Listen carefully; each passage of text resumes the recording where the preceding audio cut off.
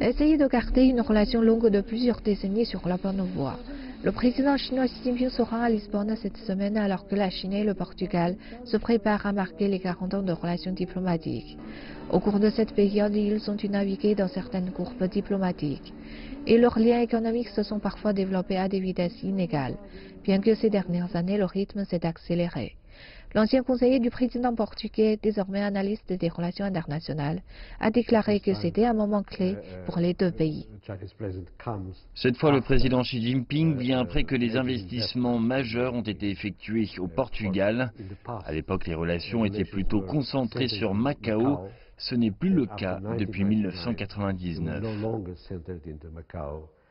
Le Portugal est la dernière étape du voyage du président Xi en Espagne et en Argentine, y compris au sommet du G20 et au Panama. Au cours du week-end, la Chine s'est engagée à autoriser davantage d'importations en provenance de l'étranger lors du sommet du G20 réunissant les principales économies du monde.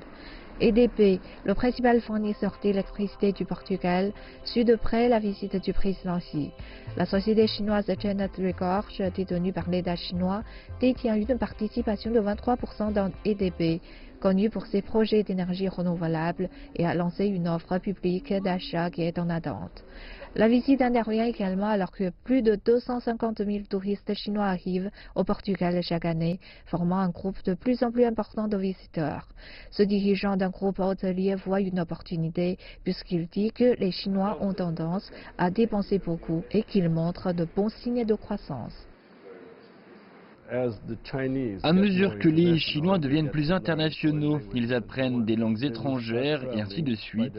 Ils commencent à voyager seuls, donc ils ne seront pas très fidèles à ce segment de groupe.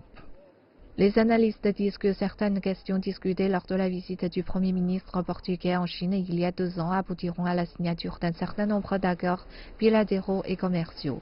Les deux pays devraient examiner à Lisbonne à la fois l'ancien et le nouveau.